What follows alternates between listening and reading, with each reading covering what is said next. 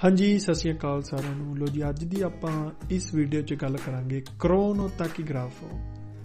ਕ੍ਰੋਨੋਟੈਕੀਗ੍ਰਾਫੋ ਕੀ ਹੁੰਦਾ ਆ, ਇਸ ਦਾ ਕੀ ਮਤਲਬ ਆ, ਇਸ ਦੀ ਪੂਰੀ ਗੱਲਬਾਤ ਆਪਾਂ ਇਸ ਵੀਡੀਓ ਦੇ ਵਿੱਚ ਕਰਾਂਗੇ। ਤਾਂ ਮੈਂ ਸ਼ੁਰੂ ਕਰਦਾ ਵਾਂ। ਕ੍ਰੋਨੋਟੈਕੀਗ੍ਰਾਫੋ ਜੋ ਹੁੰਦਾ ਆ, ਇਹ ਦੋ ਪ੍ਰਕਾਰ ਦੀ ਹੁੰਦੀ ਆ। ਇੱਕ ਹੁੰਦੀ ਆ ਐਨਾਲੋਜਿਕੋ, ਇੱਕ ਹੁੰਦੀ ਆ ਡਿਜੀਟਾਲੀ, ਜਿੱਦਾਂ ਤੁਸੀਂ ਸਕਰੀਨ ਤੇ ਦੇਖ ਰਹੇ ਹੋ। ਇਹ ਜੋ ਕ੍ਰੋਨੋਟੈਕੀਗ੍ਰਾਫੋ ਆ, ਇਹ ਟਰੱਕਾਂ ਲਈ ਬਣਾਈ ਜਾਂਦੀ ਆ। ਕਿੰਨਾਂ ਲਈ ਬਣਾਈ ਗਈ ਆ, ਕਿੰਨਾਂ ਲਈ ਜ਼ਰੂਰੀ ਹੈ ਇਹਨਾਂ ਦਾ ਵਰਤੋਂ ਕਰਨਾ, ਉਹ ਆਪਾਂ ਅੱਗੇ ਵੀਡੀਓ 'ਚ ਸਭ ਕੁਝ ਦੱਸਾਂਗੇ।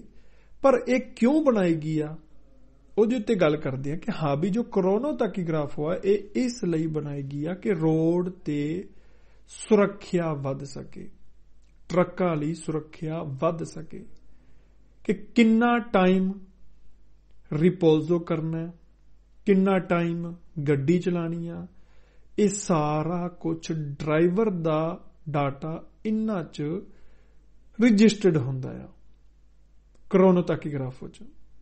ਤਾਂ ਜਦ ਸਾਨੂੰ ਰੋਡ ਤੇ ਅਗਰ ਕੋਈ ਪੁਲਿਸ ਰੋਕ ਵੀ ਲੈਂਦੀ ਆ, ਤਾਂ ਉਹ ਸਾਡੇ ਕੋਲ ਪੁੱਛ ਸਕਦੀ ਆ ਕਿ ਤੁਸੀਂ ਕਿੰਨਾ ਟਾਈਮ ਡਰਾਈਵ ਕੀਤੀ ਆ, ਕਿੰਨਾ ਟਾਈਮ ਆਰਾਮ ਕੀਤਾ ਆ।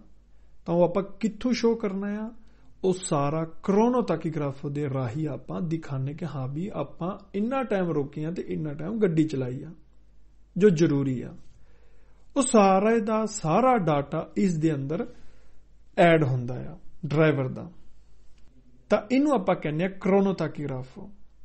ਤਾਂ ਮੈਂ ਹੁਣ ਗੱਲ ਕਰਦਾ ਵਾਂ ਕਿ ਕ੍ਰੋਨੋਟੈਕੀਗ੍ਰਾਫੋ ਕਿਹੜੇ ਵਹੀਕਲਾਂ ਲਈ ਜ਼ਰੂਰੀ ਆ, ਕਿ ਕਿਹੜੇ ਵਹੀਕਲ ਨੇ ਜਿਨ੍ਹਾਂ ਲਈ ਕ੍ਰੋਨੋਟੈਕੀਗ੍ਰਾਫੋ ਦਾ ਵਰਤੋਂ ਕਰਨਾ ਜ਼ਰੂਰੀ ਆ। ਉਹ ਨੇ ਜਿੱਦਾਂ ਕਿ ਇੱਕ ਬੱਸ, ਉਹ ਵੀ ਉਸ ਬੱਸ ਲਈ ਜ਼ਰੂਰੀ ਆ ਜਿਹਦਾ ਸਫ਼ਰ 50 ਕਿਲੋਮੀਟਰ ਤੋਂ ਵੱਧ ਹੈ। ਮਤਲਬ ਕਿ ਉਸ ਬੱਸ ਲਈ ਕ੍ਰੋਨੋਟੈਕੀਗ੍ਰਾਫੋ ਯੂਜ਼ ਕਰਨੀ ਜ਼ਰੂਰੀ ਆ ਜਿਹਨੇ 50 ਕਿਲੋਮੀਟਰ ਤੋਂ ਜ਼ਿਆਦਾ ਦਾ ਸਫ਼ਰ ਕਰਨਾ ਆ। ਉਸ ਤੋਂ ਬਾਅਦ ਜੋ ਟਰੱਕ ਜਿਨ੍ਹਾਂ ਦਾ ਭਾਰ 3.5 ਟਨ ਤੋਂ ਜ਼ਿਆਦਾ ਹੈ, ਉਹਨਾਂ ਲਈ ਵੀ ਕ੍ਰੋਨੋਟੈਕੀਗ੍ਰਾਫੋ ਦਾ ਯੂਜ਼ ਕਰਨਾ ਜ਼ਰੂਰੀ ਆ। ਤੇ ਪਲੱਸ ਜਿੱਦਾਂ ਤੁਸੀਂ ਸਕਰੀਨ ਤੇ ਦੇਖ ਰਹੇ ਹੋ, ਤਰਾਤੋਰੀ ਸਟਰਾਦਾ ਲਈ ਟਰੱਕ ਦਾ ਇੰਜਨ ਵਾਲਾ ਹਿੱਸਾ ਜੋ ਹੁੰਦਾ, ਜਿਹਨੂੰ ਆਪਾਂ ਘੋੜਾ ਕਹਿ ਦਿੰਦਾ ਆ, ਉਹਨੂੰ ਕਹਿੰਦੇ ਨੇ ਤਰਾਤੋਰੀ ਸਟਰਾਦਾ ਲਈ, ਜੋ ਸਕਰੀਨ ਤੇ ਦੇਖ ਰਹੇ ਹੋ। ਇਹਦੇ ਲਈ ਵੀ ਵਰਤੋਂ ਕਰਨਾ ਜ਼ਰੂਰੀ ਆ। ਤੇ ਹੁਣ ਆਪਾਂ ਗੱਲ ਕਰਾਂਗੇ ਕਿਹੜੇ ਉਹ ਵਹੀਕਲ ਹੈ ਜਿਨ੍ਹਾਂ ਲਈ ਇਸ ਕ੍ਰੋਨੋਟੈਕੀਗ੍ਰਾਫੋ ਦਾ ਯੂਜ਼ ਕਰਨਾ ਜ਼ਰੂਰੀ ਨਹੀਂ ਹੈਗਾ।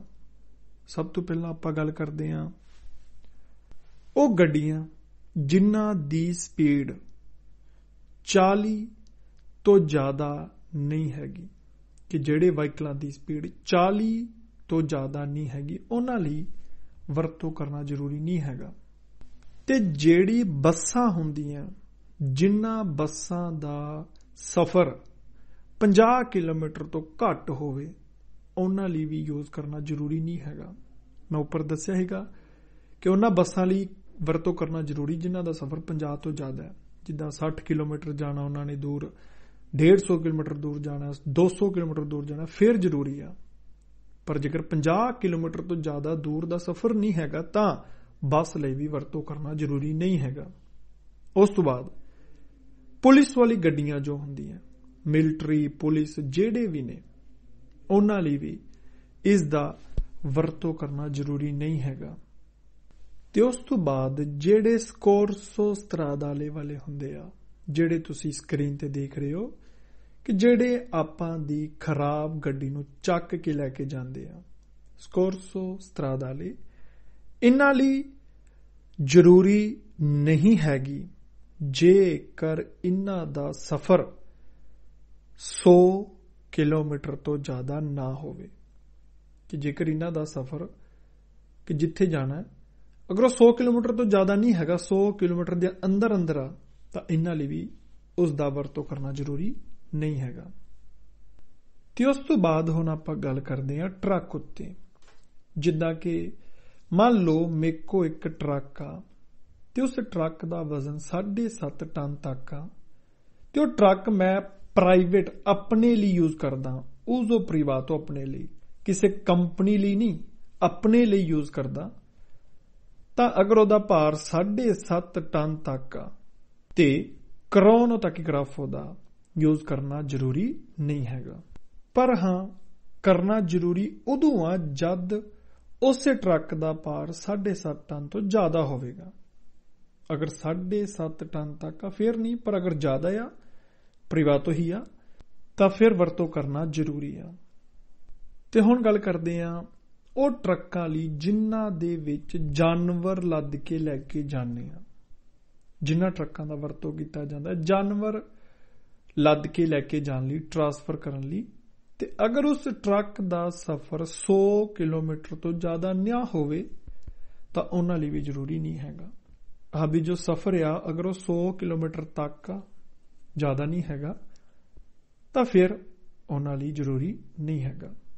ਤਾਂ ਹੁਣ ਗੱਲ ਕਰਦੇ ਆ ਕਿ ਜਿਹੜੇ ਟਰੱਕ ਦਾ ਮੈਂ ਆਪਣੇ ਲਈ ਯੂਜ਼ ਕਰ ਰਿਹਾ, ਜਿਹੜਾ ਟਰਾਲਾ ਆਪਣਾ ਆ, ਅਗਰ ਉਸ ਨੂੰ ਯੂਜ਼ ਕਰ ਰਿਹਾ ਤਾਂ ਸਫ਼ਰ 100 ਕਿਲੋਮੀਟਰ ਤੋਂ ਜ਼ਿਆਦਾ ਨਹੀਂ ਹੈਗਾ, ਘੱਟ ਆ 100 ਕਿਲੋਮੀਟਰ ਤੱਕ ਆ, ਤਾਂ ਉਸ ਵਕਤ ਵੀ ਕਰੋਨੋ ਟੈਕੀਗ੍ਰਾਫ ਦਾ ਵਰਤੋਂ ਕਰਨਾ ਜ਼ਰੂਰੀ ਨਹੀਂ ਹੈਗਾ। ਤਾਂ ਇਹ ਸੀਗੇ ਉਹ ਜਿਨ੍ਹਾਂ ਲਈ ਵਰਤੋਂ ਕਰਨਾ ਜ਼ਰੂਰੀ ਨਹੀਂ ਹੈਗਾ। ਓਕੇ, ਤਾਂ ਹੁਣ ਗੱਲ ਕਰਾਂਗੇ, ਚਲੋ ਇਸ ਚੈਪਟਰ ਦੀ ਜੋ ਮੇਨ ਵਿਆਖਿਆ ਮੈਂ ਸਾਰੀ ਇਸੇ ਵੀਡੀਓ 'ਚ ਸਮਝਾਵਾਂਗਾ ਤਾਂ ਕਿ ਤੁਹਾਡੇ ਲਈ ਵੀ ਆਸਾਨ ਰਹੇ।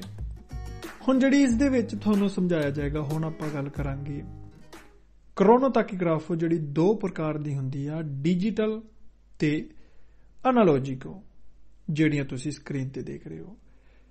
ਜਿਹੜੀ ਸਕਰੀਨ ਤੇ ਦੇਖ ਰਹੇ ਹੋ ਇਹ ਡਿਜੀਟਲ ਆ, ਜਿਹੜੀ ਅੰਡਰਲਾਈਨ ਕੀਤੀ ਜਾ ਰਹੀ ਆ, ਤਾਂ ਜਿਹੜੀ ਹੁਣ ਤੁਹਾਨੂੰ ਦਿਖਾਈ ਜਾ ਰਹੀ ਆ ਇਹ ਆ ਐਨਾਲੋਜਿਕੋ।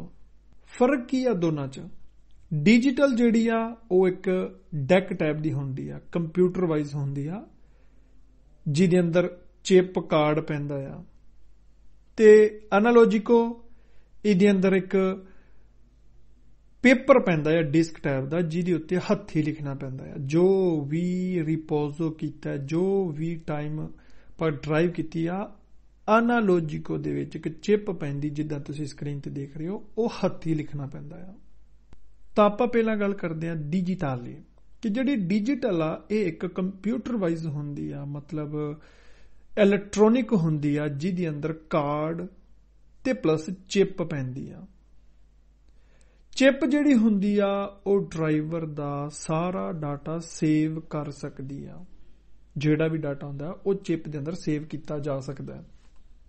ਤੇ ਇਹਦੇ ਵਿੱਚ ਡਰਾਈਵਰ ਦੇ ਰਿਲੇਟਡ ਸਾਰਾ ਡਾਟਾ ਰਜਿਸਟਰਡ ਹੁੰਦਾ ਆ, ਐਡ ਹੋ ਜਾਂਦਾ ਆ, ਕਿ ਉਹਨੇ ਕਿੰਨਾ ਸਫ਼ਰ ਤੈਅ ਕੀਤਾ ਆ, ਕਿੱਥੋਂ ਚੱਲਿਆ ਆ, ਕਿੰਨੇ ਦੀ ਸਪੀਡ ਤੇ ਟਰੱਕ ਨੂੰ ਚਲਾਇਆ ਆ, ਕਿਤੇ ਲਿਮਟ ਤਾਂ ਨਹੀਂ ਪਾਰ ਕੀਤੀ, ਉਹ ਸਾਰਾ ਕੁਛ ਇਹਦੇ 'ਚ ਰਿਕਾਰਡ ਹੁੰਦਾ ਆ। ਤੇ ਪਲੱਸ ਜੋ ਵੀ ਡਰਾਈਵਰ ਰਿਪੋਜ਼ੋ ਕਰਦਾ ਆ ਜਾਂ ਕੰਮ ਕਰਦਾ ਆ, ਡਰਾਈਵ ਕਰਦਾ, ਉਹ ਸਾਰਾ ਕੁਛ ਇਹਦੇ 'ਚ ਰਜਿਸਟਰਡ ਹੁੰਦਾ ਆ। ਤੇ ਇੱਕ ਖਾਸ ਗੱਲ, ਇਹਦੇ ਵਿੱਚ ਜੋ ਵੀ ਡਾਟਾ ਰਜਿਸਟਰਡ ਹੁੰਦਾ ਉਹਨੂੰ ਆਪਾਂ ਪ੍ਰਿੰਟ ਕਰ ਸਕਦੇ ਹਾਂ, ਮਤਲਬ ਕਿ ਉਹ ਸਾਰਾ ਆਪਾਂ ਡਾਟਾ ਇੱਕ ਰਸੀਦ ਰਾਹੀਂ ਉਹ ਸਾਰਾ ਪ੍ਰਿੰਟ ਕਰ ਸਕਦੇ ਕਿ ਹਾਂ ਵੀ ਕਿੰਨੇ ਕਿੰਨੇ ਟਾਈਮ ਆਪਾਂ ਕਿਹੜਾ ਕਿਹੜਾ ਕੰਮ ਕੀਤਾ, ਜਿੱਦਾਂ ਤੁਸੀਂ ਸਕਰੀਨ ਤੇ ਦੇਖ ਰਹੇ ਹੋ। ਹੁਣ ਗੱਲ ਕਰਾਂਗੇ ਆਪਾਂ ਐਨਾਲੋਜਿਕੋ, ਜਿੱਦਾਂ ਕਿ ਤੁਸੀਂ ਸਕਰੀਨ ਤੇ ਦੇਖ ਰਹੇ ਹੋ। ਇਸ ਦੇ ਅੰਦਰ ਫੋਲੀਓ ਪੈਂਦਾ, ਪੇਪਰ, ਜਾਂ ਇਸ ਦੇ ਅੰਦਰ ਇੱਕ ਡਿਸਕ ਪੈਂਦੀ ਆ। ਤੇ ਇਸ ਐਨਾਲੋਜਿਕੋ ਦੀ ਖਾਸੀਅਤ ਕੀ ਹੈ ਕਿ ਜਿਹੜੀ ਇਹਦੇ ਉੱਪਰ ਪੇਪਰ ਪੈਂਦਾ ਹੈ, ਇਹਦੇ ਵਿੱਚ ਜਾਂ ਡਿਸਕ ਜੋ ਪੈਂਦੀ ਆ, ਉਹਦੇ ਉੱਤੇ ਡਰਾਈਵਰ ਨੂੰ ਖੁਦ ਆਪ ਲਿਖਣਾ ਪੈਂਦਾ ਆ, ਉਸ ਦਾ ਨਾਮ ਜਾਂ ਉਹ ਕਿੱਥੋਂ ਆਪਣਾ ਸਫ਼ਰ ਸ਼ੁਰੂ ਕਰ ਰਿਹਾ, ਕਿੱਥੇ ਜਾਣਾ ਆ, ਇਹ ਸਾਰਾ ਕੁਝ ਡਰਾਈਵਰ ਨੂੰ ਖੁਦ ਇਸ ਉੱਪਰ ਲਿਖਣਾ ਪੈਂਦਾ ਆ। ਮਤਲਬ ਕਿ ਕੰਮ ਉਦਾਂ ਦਾ ਹੀ ਆ ਜਿੱਦਾਂ ਤੁਸੀਂ ਡਿਜੀਟਲ 'ਚ ਦੇਖਿਆ ਸੀਗਾ, ਪਰ ਹਾਂ ਵੀ ਆਪਾਂ ਨੂੰ ਇਹਦੇ ਵਿੱਚ ਆਪਾਂ ਨੂੰ ਹੱਥੀਂ ਲਿਖਣਾ ਪੈਂਦਾ ਆ। ਤੇ ਪਲੱਸ ਇਹ ਵੀ ਯਾਦ ਰੱਖਿਓ ਕਿ ਡਰਾਈਵਰ ਗੱਡੀ ਚਲਾਉਣ ਦੇ ਦੌਰਾਨ ਕੋਈ ਵੀ ਕੰਮ ਕਰਦਾ ਹੈ, ਰਿਪੋਜ਼ੋ ਜਾਂ ਡਰਾਈਵ ਕਿੰਨਾ ਟਾਈਮ ਕੀਤੀ ਆ, ਰਿਪੋਜ਼ੋ ਕਿੰਨਾ ਟਾਈਮ ਕੀਤਾ, ਉਹ ਸਾਰਾ ਕੁਝ ਆਪਾਂ ਨੂੰ ਆਪ ਰਜਿਸਟਰਡ ਕਰਨਾ ਪੈਂਦਾ ਆ ਲਿਖ ਕੇ।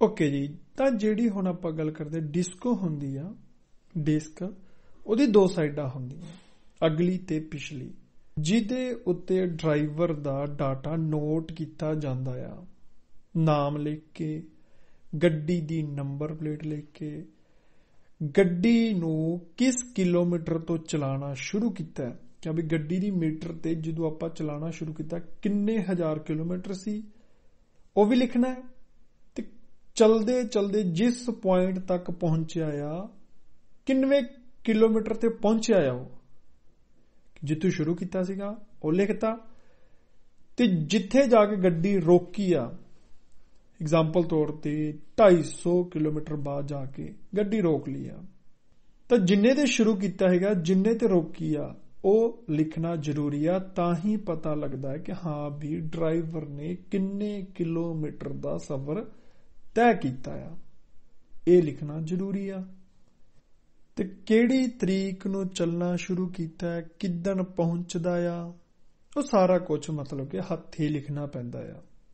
ਤਾਂ ਇਸ ਦੀ ਬੈਕ ਸਾਈਡ, ਇਸੇ ਡਿਸਕ ਦੀ ਬੈਕ ਸਾਈਡ ਜੋ ਹੁੰਦੀ ਆ, ਬੈਕ ਸਾਈਡ ਕੁਝ ਇਦਾਂ ਦਾ ਸਿਸਟਮ ਹੁੰਦਾ ਹੈ ਕਿ ਮੰਨ ਲਓ ਆਪਾਂ ਕਿਸੇ ਏਜੰਡੇ ਨਾਲ ਕੰਮ ਕਰਦੇ ਹਾਂ, ਕੰਪਨੀ ਨਾਲ, ਤਾਂ ਉਸ ਕੰਪਨੀ ਨੇ ਸਾਨੂੰ ਕਿਹਾ ਕਿ ਤੂੰ ਟਰੱਕ ਚੇਂਜ ਕਰਨਾ, ਮਤਲਬ ਕਿ ਹੁਣ ਤੂੰ ਦੂਸਰਾ ਟਰੱਕ ਲੈ ਕੇ ਜਾਣਾ ਹੈ ਉਸੇ ਦਿਨ ਹੀ। ਤਾਂ ਮਤਲਬ ਜਦੋਂ ਆਪਾਂ ਟਰੱਕ ਚੇਂਜ ਕਰਨਾ ਆ ਤੇ ਜਿਸ ਨਵੇਂ ਟਰੱਕ ਨੂੰ ਚਲਾ ਲੱਗੇ ਆ, ਜਿਹੜੇ ਦੂਸਰੇ ਟਰੱਕ ਨੂੰ, ਉਹਦਾ ਸਾਰਾ ਡਾਟਾ ਆਪਾਂ ਨੂੰ ਲਿਖਣਾ ਜ਼ਰੂਰੀ ਆ, ਟਾਈਮ, ਤਰੀਕ, ਉਹਦੇ ਕਿਲੋਮੀਟਰ, ਉਹ ਸਾਰਾ ਕੁਝ ਆਪਾਂ ਨੂੰ ਲਿਖਣਾ ਜ਼ਰੂਰੀ ਆ ਉਸੇ ਡਿਸਕ ਦੀ ਬੈਕ ਸਾਈਡ ਤੇ। ਪਲੱਸ ਇਹ ਜਿਹੜੀ ਡਿਸਕਾਂ ਹੁੰਦੀਆਂ ਨੇ, ਇਹ ਜੋ ਇਹਨਾਂ ਉੱਤੇ ਲਿਖਿਆ ਜਾਂਦਾ ਹੈ ਉਹ ਘੱਟੋ ਘੱਟ 1 ਸਾਲ ਪੜ੍ਹਨਯੋਗ ਹੋਣੀਆਂ ਚਾਹੀਦੀਆਂ ਨੇ, ਇਸ ਤਰੀਕੇ ਨਾਲ ਲਿਖਣਾ ਜ਼ਰੂਰੀ ਆ। ਓਕੇ, ਤਾਂ ਇਹ ਸੀਗੀ ਐਨਾਲੋਜੀਕੋ ਕਿ ਇਸ ਦਾ ਕਿਸ ਤਰੀਕੇ ਨਾਲ ਵਰਤੋਂ ਕੀਤਾ ਜਾਂਦਾ ਡਿਸਕਾਂ ਦਾ। ਤਾਂ ਹੁਣ ਆਪਾਂ ਲਾਸਟ ਗੱਲ ਕਰਾਂਗੇ ਕਾਰਤਿਆਂ ਦੇ ਉੱਤੇ, ਜਿੱਦਾਂ ਤੁਸੀਂ ਸਕਰੀਨ ਤੇ ਦੇਖ ਰਹੇ ਹੋ। ਕਾਰਤੇ ਟੋਟਲ 4 ਪ੍ਰਕਾਰ ਦੇ ਹੁੰਦੇ ਨੇ, ਤੇ ਇਹਨਾਂ ਕਾਰਤਿਆਂ ਦੇ ਅੰਦਰ, ਕਾਰਡ ਦੇ ਅੰਦਰ ਚਿਪ ਹੁੰਦੀਆਂ ਨੇ, ਜੋ ਤੁਸੀਂ ਸਕਰੀਨ ਤੇ ਦੇਖ ਰਹੇ ਹੋ, ਕਾਰਡ ਬਣੇ ਹੋਏ ਨੇ 4 ਪ੍ਰਕਾਰ ਦੇ ਹੁੰਦੇ ਨੇ। ਤਾਂ ਆਪਾਂ ਗੱਲ ਕਰਦੇ ਹਾਂ ਕਿ ਕਿਹੜੇ 4 ਪ੍ਰਕਾਰ ਦੇ ਨੇ, ਕਿਸ ਕਾਰਡ ਦੀ ਕਿੰਨੀ ਵੈਲਿਡਿਟੀ ਆ, ਕਿਹੜੇ ਰੰਗ ਦਾ ਹੁੰਦਾ ਆ, ਉਹ ਆਪਾਂ ਸਾਰੀਆਂ ਗੱਲ ਕਰਦੇ ਹਾਂ। ਤਾਂ ਸਭ ਤੋਂ ਪਹਿਲਾਂ ਗੱਲ ਕਰਦੇ ਆ ਕਾਰਤਾ ਏਜੰਡਾ, ਕੰਪਨੀ ਦਾ ਕਾਰਡ। ਜਿਹੜਾ ਕਾਰਤਾ ਏਜੰਡਾ ਹੁੰਦਾ ਆ, ਇਹ ਜਾਲੋ ਰੰਗ ਦਾ ਹੁੰਦਾ, ਪੀਲੇ ਰੰਗ ਦਾ, ਤੇ ਇਸ ਦੀ ਜਿਹੜੀ ਮੁਨਿਆਦ ਆ ਉਹ 5 ਸਾਲ ਦੀ ਹੁੰਦੀ ਆ। ਠੀਕ ਹੈ ਜੀ। ਕਾਰਤਾ ਕੰਡੂਚੈਂਤੇ, ਡਰਾਈਵਰ ਦਾ ਕਾਰਡ ਜਿਹੜਾ ਆ, ਇਹ ਬਿਆੰਕੋ ਹੁੰਦਾ ਹੈ, ਚਿੱਟੇ ਰੰਗ ਦਾ, ਤਾਂ ਇਸ ਦੀ ਵੀ ਮੁਨਿਆਦ 5 ਸਾਲ ਦੀ ਹੁੰਦੀ ਆ। ਹੁਣ ਗੱਲ ਕਰਦਾ ਕਾਰਤਾ ਓਫਿਸ਼ੀਨਾ। ਇਹ ਜੋ ਕਾਰਤਾ ਆ, ਇਹ ਰੋਸੋ ਹੁੰਦਾ ਆ, ਲਾਲ ਰੰਗ ਦਾ, ਤੇ ਇਸ ਦੀ ਮੁਨਿਆਦ ਜੋ ਆ ਸਿਰਫ 1 ਸਾਲ ਦੀ ਹੀ ਹੁੰਦੀ ਆ। ਤਾਂ ਲਾਸਟ ਗੱਲ ਕਰਦੇ ਆ ਕਾਰਤਾ ਕੰਟਰੋਲੋ। ਇਹ ਬਲੂ ਰੰਗ ਦਾ ਹੁੰਦਾ, ਨੀਲੇ ਰੰਗ ਦਾ, ਤਾਂ ਇਸ ਦੀ ਮੁਨਿਆਦ 5 ਸਾਲ ਦੀ ਹੁੰਦੀ ਆ। ਠੀਕ ਹੈ ਜੀ। ਓਕੇ, ਤਾਂ ਹੁਣ ਗੱਲ ਕਰਦੇ ਆ ਇਸੇ ਹੀ ਨਾਲ ਦੇ ਨਾਲ ਇਹਨਾਂ ਦੇ ਸਿੰਬਲੀ ਜਿਹੜੇ ਹੁੰਦੇ ਨੇ, ਸਿੰਬਲ ਜੋ ਤੁਸੀਂ ਸਕਰੀਨ ਤੇ ਦੇਖ ਰਹੇ ਹੋ, ਇਹ ਸਾਰੇ ਸਿੰਬਲ ਨੇ ਜਿਨ੍ਹਾਂ ਦੀ ਆਪਾਂ ਨੂੰ ਹੁਣ ਵਿਆਖਿਆ, ਇਹਨਾਂ ਦੀ ਪਹਿਚਾਣ ਕਰਾਂਗੇ ਆਪਾਂ। ਜਿੱਦਾਂ ਕਿ ਆਪਾਂ B ਲਾਇਸੈਂਸ ਦੇ ਵਿੱਚ ਵੀ ਕੁਝ ਸਿੰਬਲ ਪੜ੍ਹੇ ਸੀਗੇ, ਉਦਾਂ ਕ੍ਰੋਨੋਟੈਕੀਗ੍ਰਾਫੋ ਦੇ ਵੀ ਕੁਝ ਸਿੰਬਲ ਹੁੰਦੇ ਨੇ। ਹੁਣ ਜਿੱਦਾਂ ਕਿ ਕ੍ਰੋਨੋਟੈਕੀਗ੍ਰਾਫੋ ਇੱਕ ਤਾਂ ਡਿਜੀਟਲ ਆ ਤੇ ਇੱਕ ਐਨਾਲੋਜਿਕੋ ਆ। ਐਨਾਲੋਜਿਕੋ ਦੇ ਤੇ ਆਪਾਂ ਨੂੰ ਹੱਥੀਂ ਲਿਖਣਾ ਪੈਂਦਾ ਕਿ ਹਾਂ ਵੀ ਆਪਾਂ ਰੁਕੇ ਆ ਜਾਂ ਗੱਡੀ ਕਿੰਨਾ ਟਾਈਮ ਚਲਾਈ, ਕੀ ਕੀਤਾ ਨਾ। ਪਰ ਜਿਹੜੀ ਤਾਂ ਡਿਜੀਟਲ ਹੁੰਦੀ ਆ, ਡਿਜੀਟਲ ਜਿਹੜੀ ਆ ਇਲੈਕਟ੍ਰੋਨਿਕ, ਉਹਦੇ ਉੱਪਰ ਇਹ ਸਾਰੇ ਸਿੰਬਲ ਬਣੇ ਹੁੰਦੇ ਨੇ। ਇੱਕ ਬਟਨ ਹੁੰਦਾ ਆ, ਉਹ ਬਟਨ ਨੂੰ ਤੁਸੀਂ ਘੁਮਾਓਗੇ, ਜਿਹੜੇ ਵੀ ਸਿੰਬਲ ਤੇ ਸੈੱਟ ਕਰਨਾ ਚਾਹੁੰਦੇ ਹੋ, ਤਾਂ ਉਹ ਸਿੰਬਲ ਕੀ ਕਹਿੰਦਾ ਆ, ਉਹ ਕਾਹਦਾ ਸਿੰਬਲ ਆ, ਉਹਦੇ ਉੱਤੇ ਗੱਲ ਕਰਾਂਗੇ। ਮੰਨ ਲਓ ਤੁਸੀਂ ਰਿਪੋਜ਼ੋ ਕਰਨਾ ਤੇ ਤੁਹਾਡੇ ਟਰੱਕ 'ਚ डिजिटल वाली या क्रोनो टाकीग्राफ ਤਾਂ ਤੁਸੀਂ ਕਿੱਦਾਂ ਦੱਸਣਾ ਕਿ ਹਾਂ ਵੀ ਮੈਂ ਰਿਪੋਜ਼ੋ ਕਰਨਾ, ਕਿਹੜੇ ਸਿੰਬਲ ਤੇ ਤੁਸੀਂ ਬਟਨ ਸੈੱਟ ਕਰਨਾ ਉਹ ਕਿੱਦਾਂ ਪਤਾ ਲੱਗੇਗਾ। ਤਾਂ ਉਹਨਾਂ ਦੀ ਆਪਾਂ ਜਾਣਕਾਰੀ ਲਵਾਂਗੇ ਇਹਨਾਂ ਸਿੰਬਲਾਂ ਦੇ ਰਾਹੀਂ। ਤਾਂ ਗੱਲ ਕਰਦੇ ਹਾਂ ਸਭ ਤੋਂ ਪਹਿਲਾਂ ਇਹ ਸਿੰਬਲ ਜਿਹੜਾ ਤੁਸੀਂ ਸਕਰੀਨ ਤੇ ਦੇਖ ਰਹੇ ਹੋ, ਟੈਂਪੀ ਦੀ ਗੁਇਦਾ। ਇਸ ਸਿੰਬਲ ਦੇ ਜ਼ਰੀਏ ਦੱਸਿਆ ਜਾਂਦਾ ਕਿੰਨਾ ਸਮਾਂ ਗੱਡੀ ਚਲਾਈ ਆ। ਤੇ ਜੋ ਸਿੰਬਲ ਦੇਖ ਰਹੇ ਹੋ ਆਲਤਰੀ ਲਵੋਰੀ, ਹੋਰ ਕੰਮ, ਮਤਲਬ ਕਿ ਜਿਸ ਵਕਤ ਆਪਾਂ ਡਰਾਈਵ ਨਹੀਂ ਕਰ ਰਹੇ ਪਰ ਟਰੱਕ ਦੇ ਅੰਦਰ ਕੋਈ ਹੋਰ ਕੰਮ ਕਰ ਰਹੇ ਹਾਂ ਤੇ ਉਦੋਂ ਇਹ ਸਿੰਬਲ ਆਪਾਂ ਲਈ ਲਗਾਉਣਾ ਪੈਂਦਾ ਆ। ਤਾਂ ਇਹ ਜੋ ਸਿੰਬਲ ਤੁਸੀਂ ਦੇਖ ਰਹੇ ਹੋ ਇਹ ਆ ਰਿਪੋਜ਼ੋ ਦਾ। ਜਦੋਂ ਆਪਾਂ ਆਰਾਮ ਕਰਨਾ ਹੈ ਤੇ ਇਹ ਸਿੰਬਲ ਸੈੱਟ ਕਰਨਾ ਹੁੰਦਾ। ਤਾਂ ਜੋ ਸਿੰਬਲ ਤੁਸੀਂ ਦੇਖ ਰਹੇ ਹੋ ਹੁਣ ਇਹ ਆ ਟੈਂਪੀ ਦੀ ਡਿਸਪੋਨਿਬਿਲਿਟà, ਕਿੰਨਾ ਟਾਈਮ ਆਪਾਂ ਅਵੇਲੇਬਲ ਹੁੰਨੇ ਆ, ਮੌਜੂਦ ਹੁੰਨੇ ਆ ਟਰੱਕ ਦੇ ਵੇਟ ਕਰਨ ਦਾ, ਸਮਾਨ ਦੇ ਉਤਾਰਨ ਦਾ। ਜਦੋਂ ਆਪਾਂ ਖੜੇ ਹੋਏ ਆ ਤਾਂ ਇਹ ਸਿੰਬਲ ਉਦੋਂ ਲਗਾਇਆ ਜਾਂਦਾ ਹੈ, ਟੈਂਪੀ ਦੀ ਡਿਸਪੋਨਿਬਿਲਿਟà। ਤਾਂ ਜਿਹੜਾ ਹੁਣ ਤੁਸੀਂ ਸਿੰਬਲ ਦੇਖ ਰਹੇ ਹੋ ਇਹ ਆ ਇੰਟਰਰੁਪਸ਼ਨੇ ਦੀ ਗੁਇਦਾ। ਜਦੋਂ ਕਿਤੇ ਆਪਾਂ ਗੱਡੀ ਪਾਊਜ਼ਾ ਕਰਨ ਲਈ ਰੋਕ ਰਹੇ ਹਾਂ ਤਾਂ ਇਹ ਸਿੰਬਲ ਦੇ ਜ਼ਰੀਏ ਆਪਾਂ ਨੂੰ ਦੱਸਣਾ ਪੈਂਦਾ ਹੈ ਕਿ ਹਾਂ ਵੀ ਆਪਾਂ ਇੰਨੇ ਟਾਈਮ ਲਈ ਪਾਊਜ਼ਾ ਕੀਤਾ ਆ ਤੇ ਇਹ ਸਿੰਬਲ ਸੈੱਟ ਕਰਨਾ ਪੈਂਦਾ। ਉਸ ਤੋਂ ਬਾਅਦ ਜੋ ਦੇਖ ਰਹੇ ਹੋ ਇਹ ਆ ਆਊਟ ਆਫ ਸਕੋਪ। ਇਹ ਸਿੰਬਲ ਆਪਾਂ ਨੂੰ ਉਦੋਂ ਲਗਾਉਣਾ ਪੈਂਦਾ ਜਦ ਆਪਾਂ ਕੋਈ ਵੀ ਸਪੋਸਟਾਮੈਂਟੀ ਕਰ ਰਹੇ ਹਾਂ। ਤਾਂ ਹੁਣ ਜੋ ਤੁਸੀਂ ਦੇਖ ਰਹੇ ਹੋ ਇਹ ਸਿੰਬਲ ਆ ਟਾਰਗੇਟੋ ਓ ਟ੍ਰੇਨੋ। ਤਾਂ ਇਹ ਸਿੰਬਲ ਆਪਾਂ ਲਈ ਉਦੋਂ ਸੈੱਟ ਕਰਨਾ ਪੈਂਦਾ ਜਦ ਆਪਾਂ ਦੀ ਵਹੀਕਲ ਨੂੰ ਕਿਸੇ ਸ਼ਿਪ ਜਾਂ ਟ੍ਰੇਨ 'ਚ ਲੱਦ ਕੇ ਲੈ ਕੇ ਜਾ ਰਹੇ ਹਾਂ। ਕਿਉਂਕਿ ਯਾਦ ਰੱਖਿਓ ਜਦੋਂ ਇਹ ਵਾਲਾ ਸਿੰਬਲ ਲਗਾ ਦਿੰਦੇ ਨਾ ਆਪਾਂ, ਜਦੋਂ ਆਪਣੇ ਵਹੀਕਲ ਨੂੰ ਸ਼ਿਪ ਜਾਂ ਟ੍ਰੇਨ 'ਚ ਲੱਦ ਕੇ ਲੈ ਕੇ ਜਾ ਰਹੇ ਹਾਂ, ਤੇ ਇਹ ਨਾ ਸੋਚਿਓ ਕਿ ਡਰਾਈਵਰ ਉਦੋਂ ਬੈਠਾ ਤੇ ਉਹਨੂੰ ਰਿਪੋਜ਼ੋ 'ਚ ਗਿਣਿਆ ਜਾਏਗਾ, ਨਹੀਂ। ਤਾਂ ਹਾਂ ਜੋ ਤੁਸੀਂ ਸਪੀਆ ਦੇਖ ਰਹੇ ਹੋ ਇਹ ਸਿੰਬਲ ਆ ਓਫਿਸ਼ੀਨਾ। ਤੇ ਜਿਹੜਾ ਸਿੰਬਲ ਤੁਸੀਂ ਹੁਣ ਦੇਖ ਰਹੇ ਹੋ ਇਹ ਆ ਕੰਟਰੋਲੋ। ਜਦੋਂ ਗੱਡੀ ਦੀ ਚੈਕਿੰਗ ਕੀਤੀ ਜਾਂਦੀ ਹੈ, ਮੰਨ ਲਓ ਪੁਲਿਸ ਨੇ ਰੋਕ ਲਿਆ, ਤੁਹਾਡੀ ਗੱਡੀ ਚੈੱਕ ਕਰ ਰਹੇ ਨੇ, ਤੇ ਉਸ ਵਕਤ ਆਪਾਂ ਨੂੰ ਇਹ ਸਿੰਬਲ ਐਕਟੀਵੇਟ ਕਰ ਦੇਣਾ ਜ਼ਰੂਰੀ ਆ। ਤਾਂ ਹੁਣ ਜੋ ਤੁਸੀਂ ਲਾਸਟ ਸਿੰਬਲ ਦੇਖ ਰਹੇ ਹੋ ਇਹ ਆ ਅਜੈਂਡਾ, ਕੰਪਨੀ ਦਾ। ਜਦੋਂ ਗੱਡੀ ਕੰਪਨੀ 'ਚ ਖੜੀ ਹੋਈ ਹੈ ਅਜੈਂਡੇ 'ਚ ਤਾਂ ਉਦੋਂ ਇਹ ਸਿੰਬਲ ਐਕਟੀਵੇਟ ਹੁੰਦਾ ਆ। ਤਾਂ ਇਹ ਸਾਰੀ ਸੀਗੀ ਵੀਡੀਓ ਇਸ ਚੈਪਟਰ ਦੀ। ਤਾਂ ਹੁਣ ਆਪਾਂ ਪੜਾਂਗੇ ਇਹਦੇ ਉੱਤੇ ਸਵਾਲ। ਉਮੀਦ ਹੈ ਕਿ ਤੁਹਾਨੂੰ ਇਹ ਸਾਰੀ ਵੀਡੀਓ ਵਧੀਆ ਲੱਗੀ ਹੋਏਗੀ। ਤਾਂ ਹੁਣ ਮਿਲਦੇ ਹਾਂ ਆਪਾਂ ਬਹੁਤ ਹੀ ਜਲਦੀ ਅਗਲੀ ਵੀਡੀਓ ਦੇ ਵਿੱਚ।